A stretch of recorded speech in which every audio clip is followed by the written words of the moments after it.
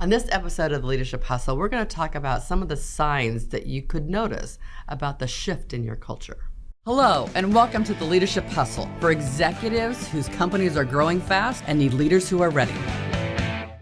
Hi there, and welcome to this episode of the Leadership Hustle. I'm Andrea Fredrickson, and I'm joined with my co-host today, Michelle Hill. Hello.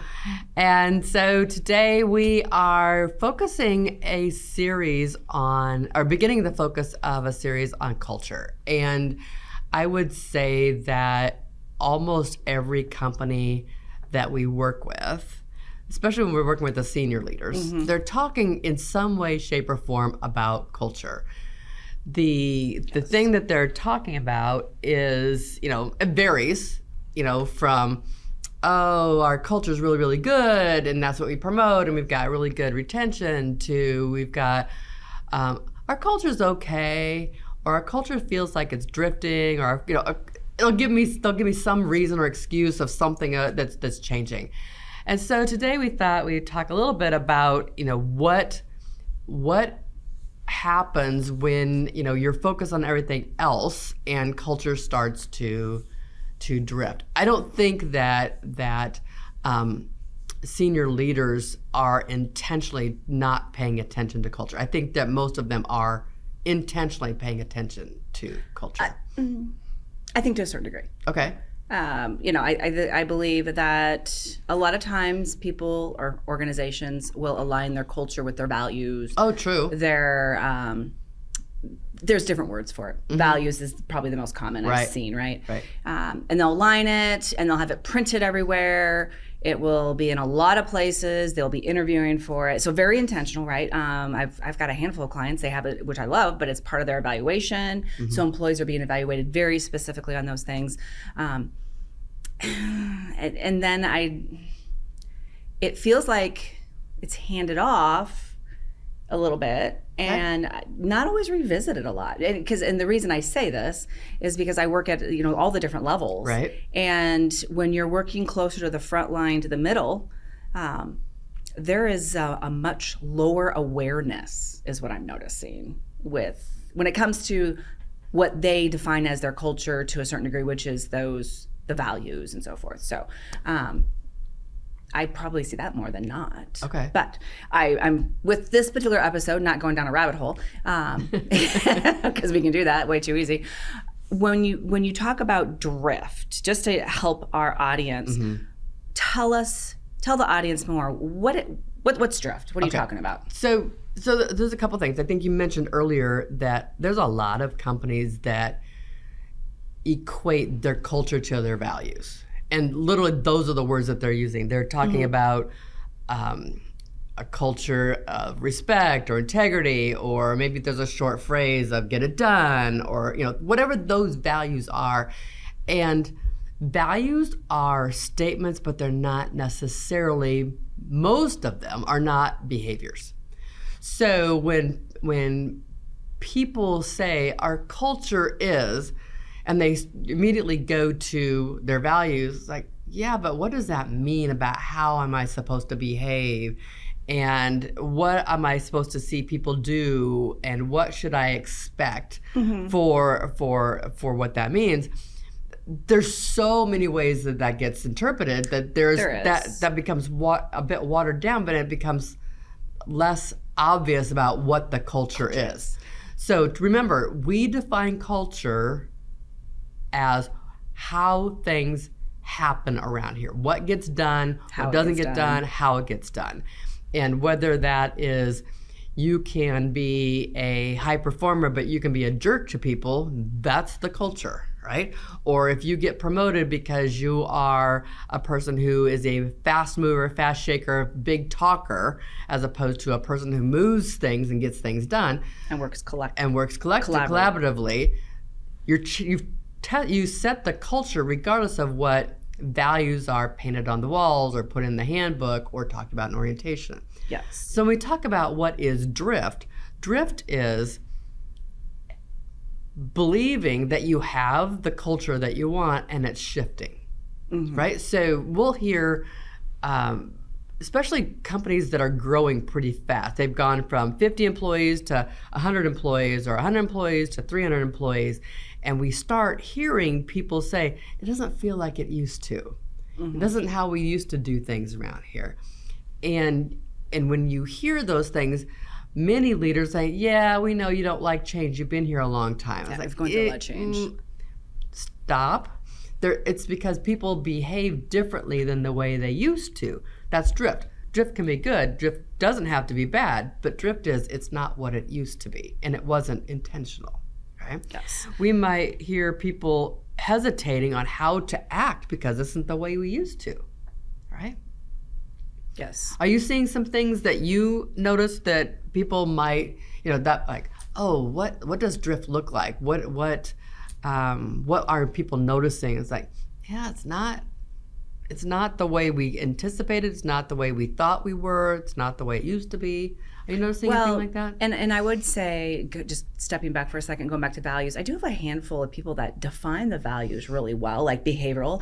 So this is the value, and this is what most people doing, which is great. I think it's one more tool to help create clarity in what is expected of us as team members. But it also creates clarity of what is said that is expected of us versus how people are behaving. Oh, right. Right? It can definitely, I think, stand out more. We will hear people excuse other people's behaviors. Yes. That's drift. Yes. That is absolute drift. So, it's okay. They've got a lot going on right now. Well, so why do leaders miss it? How do they overlook that?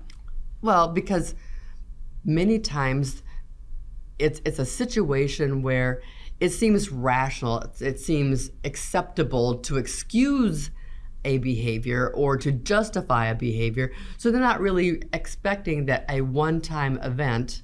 What feels like a one-time event. Correct. What feels like a one-time effect is now becoming a habit. So if I have excused my coworker, my employee, my team member because they're not getting things done on time, then that becomes like, well, I can't hold that person. I mean, how do we hold that person accountable when that person always gets away with it, or we're justified, or we're excusing it? It's value drift, or the cultural drift happens in these little tiny moments when we think nothing is that big of a deal, but it becomes pervasive. So we're excusing, we're justifying, we're rationalizing, we're afraid of doing something, saying something, and that behavior now becomes what is now tolerated because, well, they're just this, or they're okay with that, and everybody's watching. Everyone's watching, so then that becomes the new standard. It becomes the new standard. We've got clients, and literally, I was just talking to one of the owners, and he had brought up the scenario of this person who is well connected in the community and has a big name for what they've done around, and they happen to be a member of this particular organization, yet they're not meeting expectations. They are not hitting benchmarks, not just one benchmark, but many of them. Nice person. Like, everybody loves this person. And I said, we've been talking about this person not meeting expectations for more than 6 months. Yeah, I know, and then they proceeded to tell me about all the things that weren't happening. I said, okay, well, let's set that off to the side. Talk to me about the other people that are that person's peers. What are you noticing about their performance? It's becoming much more mediocre. Right? Yes. It's like, yeah, but you're getting what you're rewarding. You're getting what you are promoting. You're getting what you're excusing. And they all see it. This is 6 months into it. And so this is the drift. And sometimes people are aware of it, but many times they're like, oh, I didn't realize the ripple effect that it was having on coworkers. Well, and I also think that by time a leader notices something's changing, that drift is happening. It feels off. Yeah, it's been going on long. It has been. It's usually not it just started. It's been, no, this is going on a while, because they're not recognizing them, whether it's internally in their mind, kind of blowing it off, or I'm just too busy for that, they're fine, they'll figure it out. Just all these more personal reasons as well. Right. Or fear of frustrating that person, fear of them possibly leaving, or whatever may happen. There's all these different things that we tell ourselves. But by the time they recognize it, it's that drift is a big drift. It's kind of like if you think about snow. It can start off small and then whoop, it gets bigger, right? Yeah. Well, and as I coach leaders, I notice that they quit bringing up specific people. And so I have to make sure I'm asking them, so tell me about so-and-so, or tell me what's going on there. And if they start doing this avoid, I'm like, no, we have to come back here, because they know it's like they're not doing something about it. Yeah, they're not addressing it. They're not having a conversation. So the drift that is happening is now, because we've made them aware of what this is, that the impact and the ripple effect, the drift that's happening is costing a lot in the organization. Yeah, so what's the cost?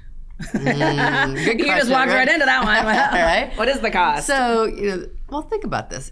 When people have now witnessed behavior that does not, one, support the culture. Culture behavior is designed to keep your best people, to provide a great quality product or service so that you have raving fans. Support those. Right? Yeah. That it is designed to be, to deliver the product.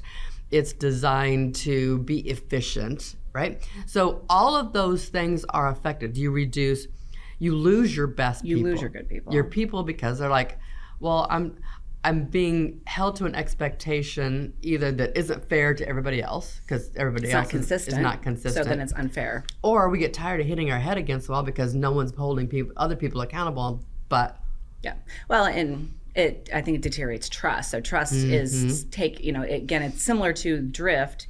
It builds over time, little events, and trust builds, or we lose it over events and little events. And it definitely erodes trust, where that then creates a lot of uncertainty, then impacts relationships in a negative way. It demotivates people. Yeah, people, when people leave, they don't not talk about why they left. And so anything from I'm telling my coworker or former coworker, I'm telling a friend, I'm telling a neighbor, but somebody to the extreme of I'm putting something on Glassdoor or some other's digital perspective, where other people are like, oh, I don't want to go work there because inconsistency or low standards or held accountable to a different standard. There's favorites versus not. So the trust is going down. I also believe that depending upon what standards are drifting, your product or service can change to a mediocre product or service because of standards not being upheld, or timelines, or quality standards. The collaboration. These are standards that many companies want in their organizations. They want people to, follow the expertise of their silos, but they need to collaborate to make sure things are working well together, but also, oh, by the way, you missed this part because you didn't see the impact it was having on us or the said customer or something like that. Yes, which that all rolls back to the lack of, as trust erodes, people don't speak up. And so whether it's they speak up internally within a team or across divisions, across departments, and when they're not communicating up or across, you're opening up opportunities for mistakes. You're opening up opportunities for, again, like taking longer. Errors. Yeah, the error. Everything's can ripple out to the customer. The results that we're producing is gonna get less quality. Right. And but it really starts with that eroding of the trust. People like, culture's not that important to us. There's a small segment of companies that's like, culture's not that important to us. We've got a good culture here. It's been built, and it's like, let's poke some holes. Like, what's your standard on this, or what's your standard on that, or what's your standard? Like, well, that's common sense. Like, if it was common sense, everybody'd have it, right? It's not. It's common sense. Right? It's not. Well, and the other thing, as you just said, you also hear, oh, we have a great culture. We have a ping pong table. We do darts. We do Oh, yeah. you know, and it's like, that's not, that's where the confusion of culture is. No, Right. that's decoration. Yeah. You know, those are activities. It's really about, you know, when things get difficult, how do we work through it? right. Oops, sorry. And Move the table. so as we keep moving forward, you know, what's the big lesson that we need to be paying attention here? Because, you know, if we look at, first of all, you have a culture. Like it or whether or not you like know the about one you it or have, not. right? And as you move forward, you will notice it shifting. It will drift. Just like I equate it to, if you write a procedure and no one ever looks at it, the procedure shifts. Because people behave the way they think the procedure is written, 100%. not the way it's actually written. So it's what I remember. Well, the same thing happens with culture. This is how we behave. This is how I do this. This is what we get away with. It starts to shift. And some shifting is good, right? Flexibility can be good. Like me, you know, it doesn't have to be 8 o'clock that you're there. It could be 8:15. You're somewhere. If you're long there, as long as people are there by 8:30, we're good. You know, things can shift. But not most shifting and drifting is not intentional. Correct. And it's unnoticed until it's like, oh, that's not okay. This feels bad. This isn't working. This seems to be, right? So now that we know that, and there's a cost to it, there is, in most cases, because it's unintentional, it's costing us quality, it's costing us time, it's maybe costing us customers, it may be costing us the ability to have people speak up so that the right things are being talked about, the psychological safety. So now what? What do we do with that? Yeah. I guess more to come. Yeah, we'll talk a little bit more about as we work forward, because we do have to recognize that, you know, when you look inside your own organization, what are you noticing that, or actually maybe more important, what are your people noticing has shifted? Like what is happening now that didn't used to happen this way? And I would challenge you to ask some of your employees, what's different about how our organization is functioning, or how things are working, or how people are treated versus how they used to be. You might be very surprised about what kind of answers you get. Yes. We've had some folks be very, very surprised about that. So thanks for joining us on this episode of the Leadership Hustle, and don't forget to hit that subscribe button so you don't miss another episode.